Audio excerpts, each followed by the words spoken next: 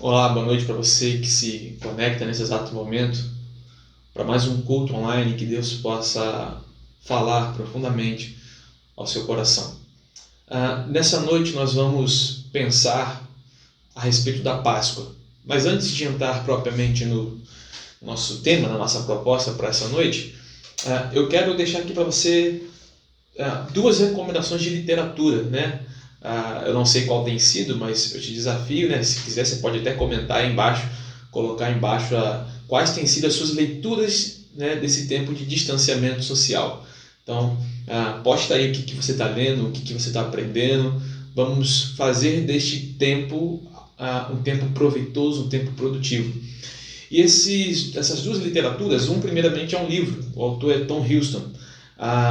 O título do livro é Personagens ao Redor da Cruz, editora Esperança. Um livro interessantíssimo, onde ele vai fazer uma abordagem contextualizada e também histórica de cada personagem com o qual Jesus se relacionou até o momento da sua crucificação. E ele vai falar sobre a inconstância da multidão, vai falar sobre Judas, vai falar sobre Simão e tantas outras personagens que se relacionam com Jesus ao longo desse caminho. E a segunda literatura é um livro, é um livreto, na verdade, é uma revista de escola bíblica dominical inspirada justamente nesse livro. O título também é o mesmo, Personagens ao Redor da Cruz, editora cristã evangélica. Essa tem sido uma das minhas literaturas aí durante esse período de distanciamento social. E essa leitura em particular ela é desafiadora e tem a ver com o tempo que nós estamos aqui a celebrar, a pensar, sobretudo, a respeito da ressurreição, né? Crucificação e ressurreição de Cristo. Portanto, eu quero pensar com você, como eu disse nessa noite, a respeito da Páscoa. O que é a Páscoa? Qual que é a origem? Qual que é o seu significado? Qual é a sua importância? Nessa noite eu quero pensar com você em cima do seguinte tema: Páscoa, uma resposta à pandemia. E você pode falar assim, o que a Páscoa tem a ver com pandemia? São duas coisas diferentes. Eu vou mostrar para você, biblicamente, que não são coisas diferentes. Na verdade, esse momento que nós estamos, se de fato viermos a celebrar a Páscoa ainda nesse regime de distanciamento social, é algo muito significativo, não só do ponto de vista histórico, mas também do ponto de vista bíblico. Porque nós podemos ter aqui uma dimensão, obviamente respeitando as devidas proporções, do que originou, em que contexto se deu, portanto, a Páscoa. Para isso eu quero convidar você a pegar a sua Bíblia, abrir sua Bíblia no livro do Gênesis. E aí eu quero recomendar a você que mantenha a sua Bíblia aberta, livro do Gênesis, e nós vamos estar lendo alguns trechos do capítulo 12.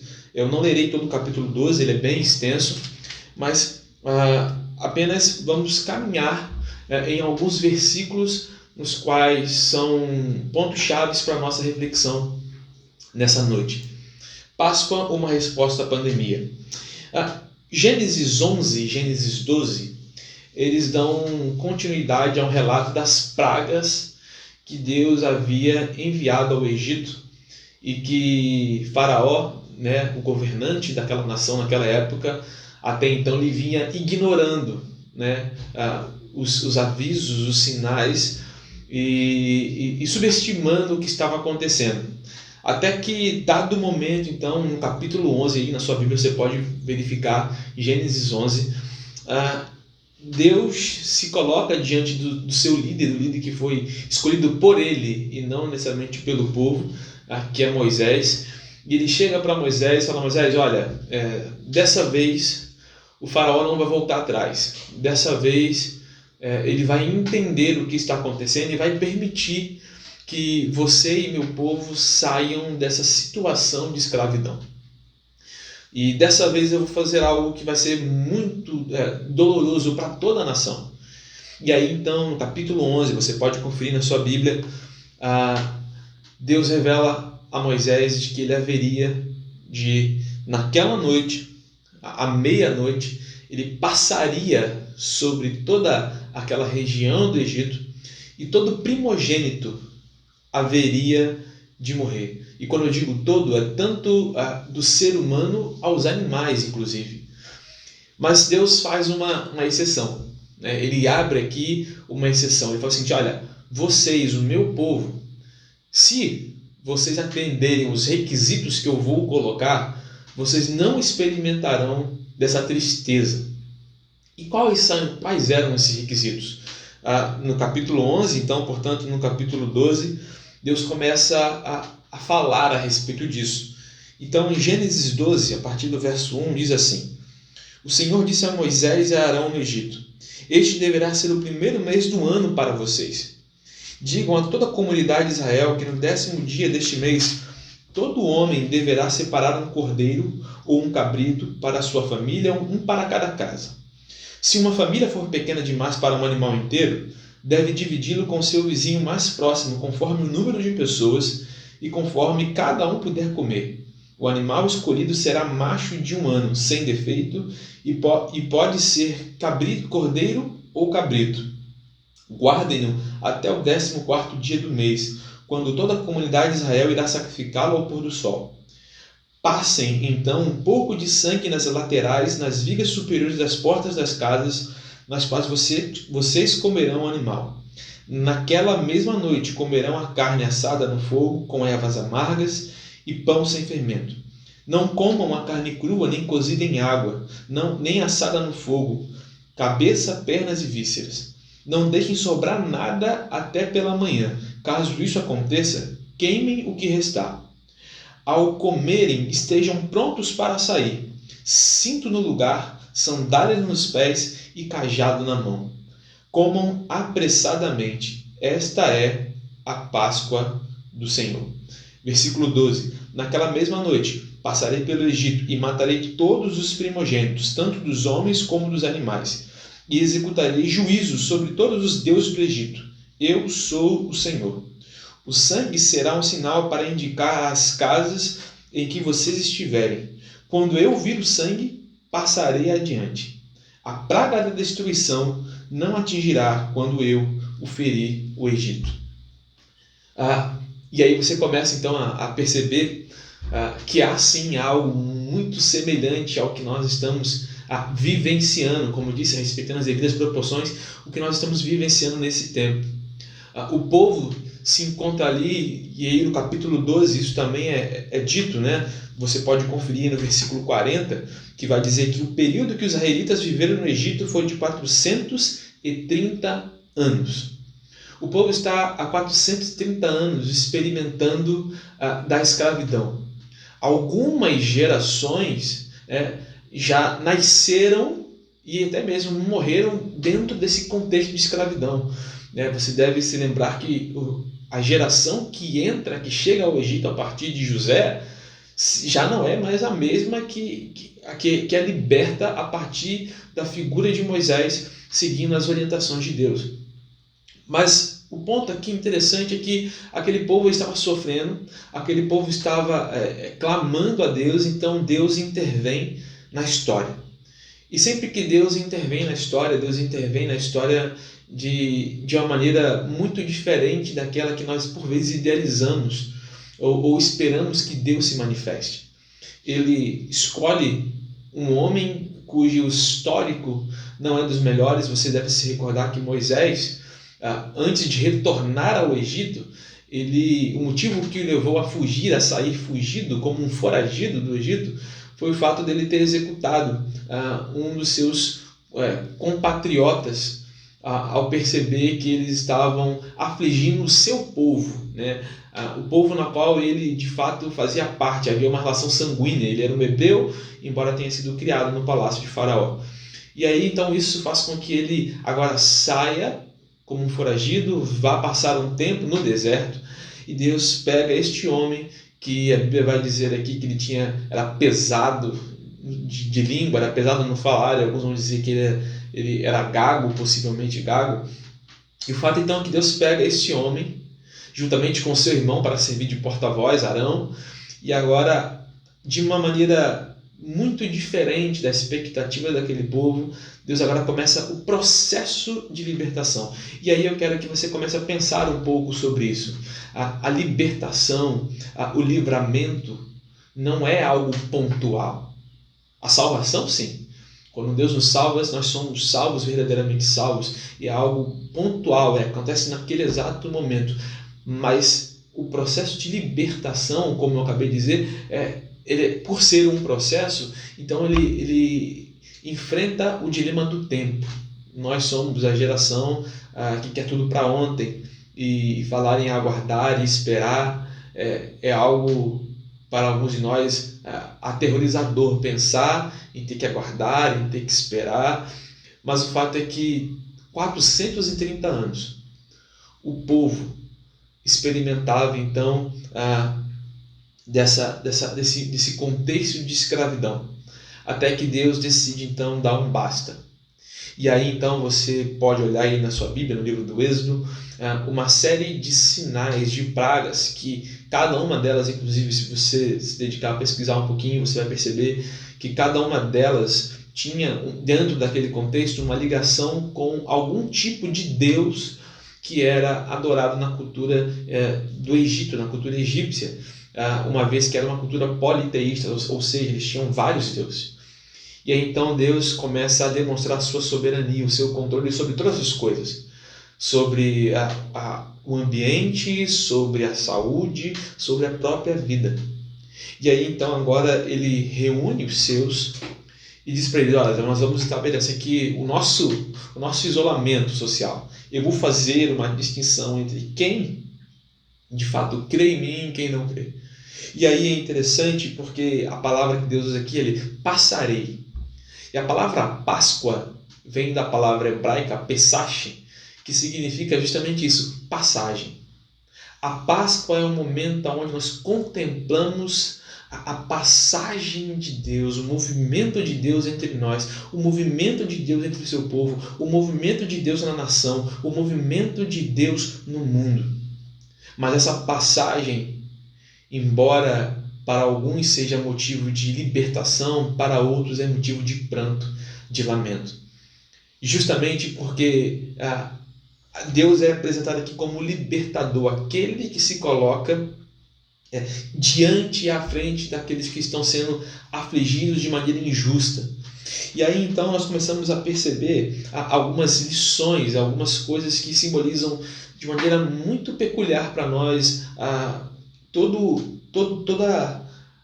toda a mensagem da Páscoa.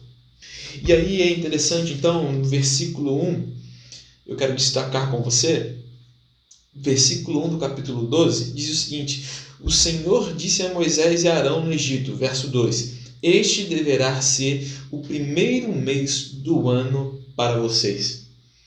Ou seja, Deus está estabelecendo, a partir daquele contexto de dor, de sofrimento, de medo, Deus está estabelecendo ali não um fim. Para alguns sim é o fim, mas para aqueles que buscam temer a Deus, para eles é um começo. E deixa eu dizer uma coisa para você, uma lição que nós podemos começar a tirar a partir então desse texto. O sofrimento nem sempre é um fim. O sofrimento pode ser o início de uma nova história. O povo começa a celebrar um novo ciclo na sua vida, justamente no contexto aqui, então, como eu disse, me referi no início, no contexto de pandemia, no contexto onde havia olhando humanamente, aquela nação estava experimentando um momento terrível. Mas naquele momento, Deus havia ali planejado e preparado uma nova história. Então Deus agora inicia um novo ciclo a partir de um sofrimento aparente. Quais são os sofrimentos que talvez você esteja passando e que por vezes você fala assim: Senhor, não dá mais, chega, para mim não dá. Eu quero dizer para você nessa noite que esses sofrimentos que sobrevêm sobre todos nós, porque a Bíblia diz que no mundo nós teremos aflições, eles não são o fim, eles podem ser o início de uma nova história, o início de uma peregrinação. E isso é importante, porque lembre-se, Deus livra o seu povo do Egito, mas ele não faz com que seu povo chegue diretamente, instantaneamente, no momento seguinte, na terra prometida. Eles saem de um processo de escravidão e agora começam a passar por um processo de preparação. E isso tudo tem a ver com a Páscoa. Então Deus fala, olha, a Páscoa será um marco, será um início de um novo ciclo, de uma nova história.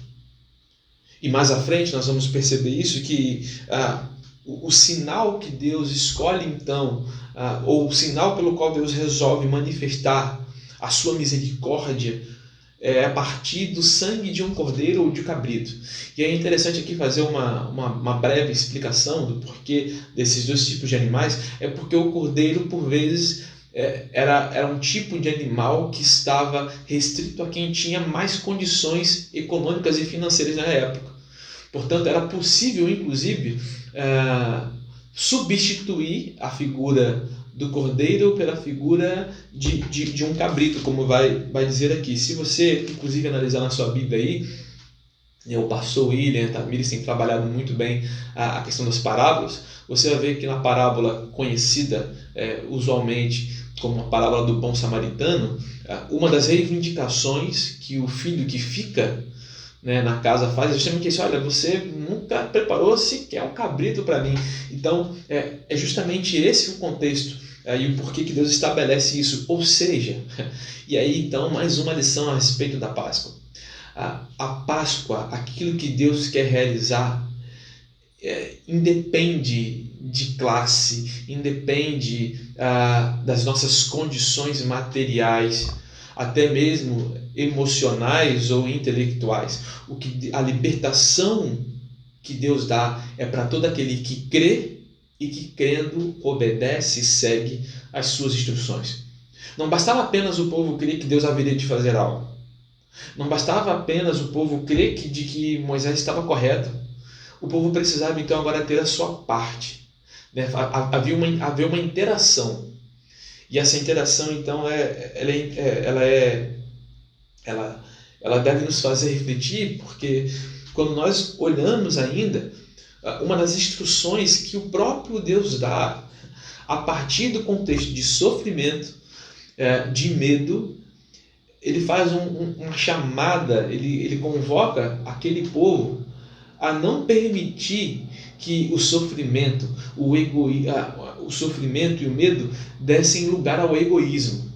E o que nós hoje observamos aqui, passados tantos anos, hoje nós estamos aqui, e o que nós observamos é isso: em tempos de medo, em tempos de sofrimento, muitos trazem à tona o espírito egoísta, egocêntrico, que visa o lucro a qualquer preço, o lucro em qualquer condição. Você vê estabelecimentos que antes vendiam máscara por um preço X e agora estão cobrando mais de 300%.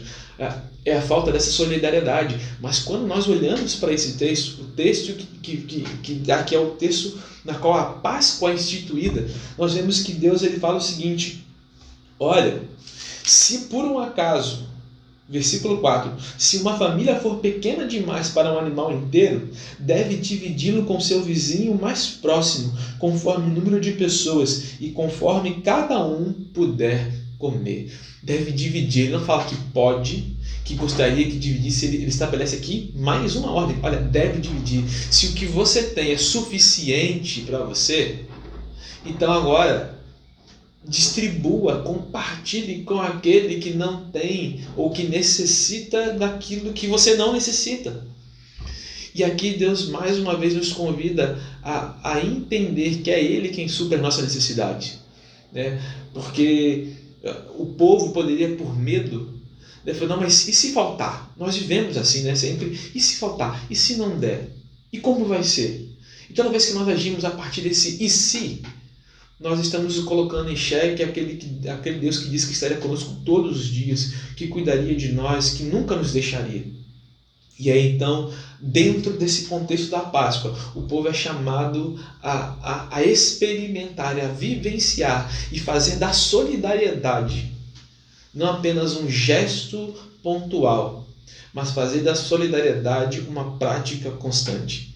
E aí então o texto continua, e aí Deus ele vai falando de como que deve ser feito, que as pessoas devem aguardar um determinado tempo, depois ao pôr do sol todos devem realizar o sacrifício, pegar o sangue e passar o sangue sobre os umbrais, né, sobre as portas, sobre as batentes.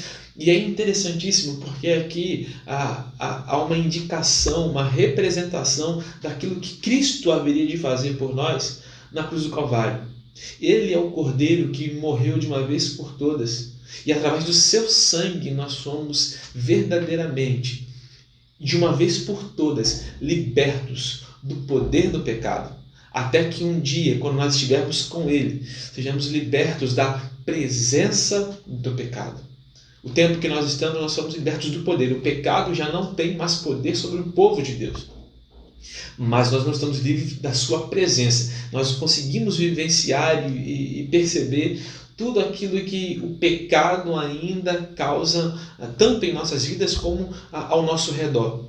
Mas haverá um momento onde, quando nós estivermos plenamente na presença de Deus, já não teremos mais o poder do pecado e nem a presença do pecado. E é que então é esse simbolismo, é esse apontamento que Deus está fazendo a partir deste contexto histórico que é a libertação do povo do Egito. E aí tem algo que, enquanto eu meditava nesse texto, que me chamou muita atenção.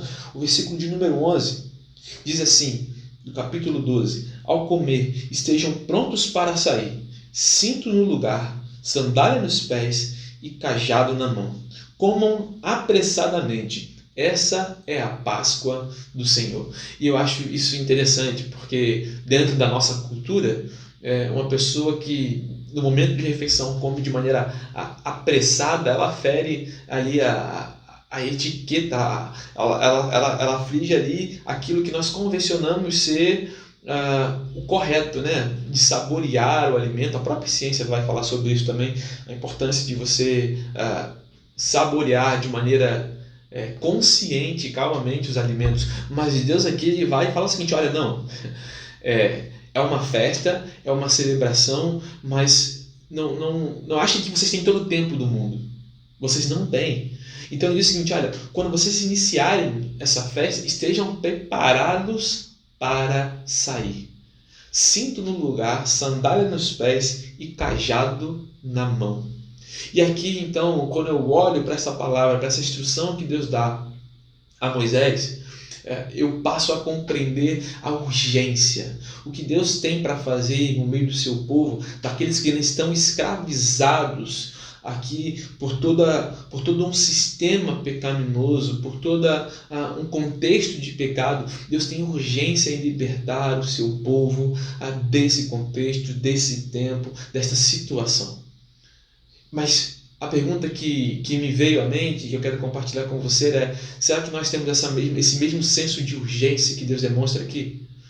Será que nós estamos dispostos? Porque além do senso de urgência, o que esse texto nos revela, o que essa passagem específica nos revela, é de que a Páscoa é um chamado ao movimento. Deus não liberta o seu povo para que o seu povo continue no mesmo lugar. Deus liberta o seu povo para que o seu povo possa caminhar seguindo as suas orientações para um lugar que ele haveria de mostrar. Então, a Páscoa é um chamado ao movimento. A Páscoa é a mensagem de um Deus que se movimenta entre o seu povo. Um Deus que se movimenta na história, que intervém, que controla e que nunca haverá de perder o controle da história. É isso que essa passagem aqui, então, ela me chama a atenção. E aí a pergunta, portanto, que eu te faço é: o momento que você entendeu que Cristo fez, realizou por você um sacrifício tamanho como expressão do seu amor para salvar-nos, qual foi a sua resposta? Quando eu digo a sua resposta, não é o fato de você, não, olha, eu aceitei, eu entendi. Não, é muito mais que isso.